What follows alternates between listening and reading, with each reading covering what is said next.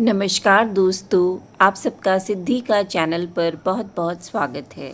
इस मंदिर में भूख से दुबले हो जाते हैं श्री कृष्ण। भारत में सैकड़ों चमत्कारिक और रहस्यमय मंदिर हैं। ऐसा ही एक श्री कृष्ण मंदिर भारतीय राज्य केरल के थिरुवरप्पू में स्थित है।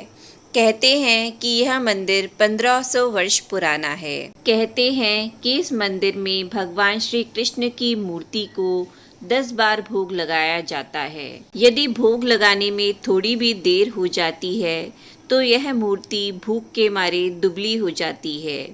इसलिए क्या है इसका रहस्य, चलिए जानते हैं। कहते हैं यहाँ मौजूद भगवान के विग्रह को भूख सहन नहीं होती है, इसलिए उनके भोग की विशेष व्यवस्था की गई है। उनको 10 बार नैवेद्य अर्पित किया जाता है। नैवेद्य अर्पित नहीं किया जाए तो उनका शरीर सूख जाता है।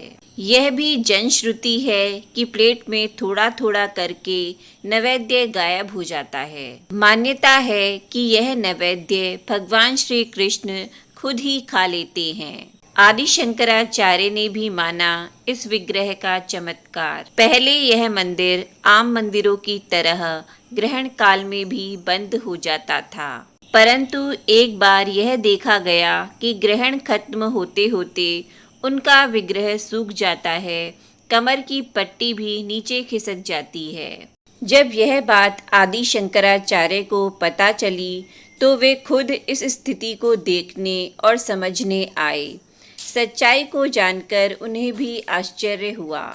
तब उन्होंने व्यवस्था की कि ग्रहण काल में भी मंदिर को बंद नहीं किया जाए और प्रभु को समय पर भोग लगाया जाए। हालांकि इस कथा को विल्व मंगलम स्वामीयार से जोड़कर भी देखा जाता है।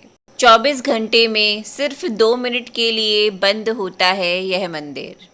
आदि शंकराचार्य के निर्देश के बाद से ही यह मंदिर 24 घंटे में मात्र 2 मिनट के लिए बंद होता है। मंदिर बंद करने का समय दिन में 11:58 पर उसे 2 मिनट बाद ही ठीक 12 बजे खोल दिया जाता है। पुजारी को मंदिर के ताले की चाबी के साथ कुल्हाड़ी भी दी गई है। उसे निर्देश है कि ताला खुलने में विलंब हो तो उसे कुल्हाड़ी से तोड़ दिया जाए, ताकि भगवान को भोग लगने में तनिक भी विलंब न हो। कहते हैं कि 2 मिनट में भगवान नींद ले लेते हैं। भगवान के अभिषेक के दौरान भी इस अद्भुत घटना को देखा जा सकता है, क्योंकि अभिषेक में थोड़ा समय लगता ही है। इस दौरान उन्हें नैवेद्य नहीं चढ़ाया जा सकता है, अतः नित्य उस समय विग्रह का पहले सिर और फिर पूरा शरीर सूख जाता है। यह दृश्य लोगों को आश्चर्य पैदा करता है। जो खाता है यहाँ का प्रसाद जीवन में कभी भूखा नहीं रहता। यहाँ आने वाले हर भक्त को भी प्रसाद दिया जाता है। बिना प्रसाद लिए भक्त को यहाँ से जाने की अनुमति नहीं है। मान्यता है कि जो व्यक्ति यहाँ का प्रसाद जीभ पर रख लेता है उसे जीवन भर भूखा नहीं रहना पड़ता है। श्री कृष्ण हमेशा उनकी देखरेख करते हैं। प्राचीन शैली के इस मंदिर के बंद होने से ठीक पहले 11:57 बजे प्रसाद के लिए पुजारी और ज़ोर से प्रसाद के लिए आवाज़ लगाते हैं। इसका कारण मात्र यही है कि यहाँ आने वाला कोई भी भक्त प्रसाद से वंचित न रह जाए। भूख लगने से जुड़ी कथा। मंदिर से जुड़ी किंवदंतियाँ हैं कि वनवास के दौरान पांडव श्री कृष्ण की मूर्ति की पूजा करते और उनको भोग लगाते थे। उनका वनवास यहीं तिरुवरप्पू में समाप्त हुआ और मछुआरों के अनुरोध पर उन्होंने इस मूर्ति को यहीं छोड़ दिया था।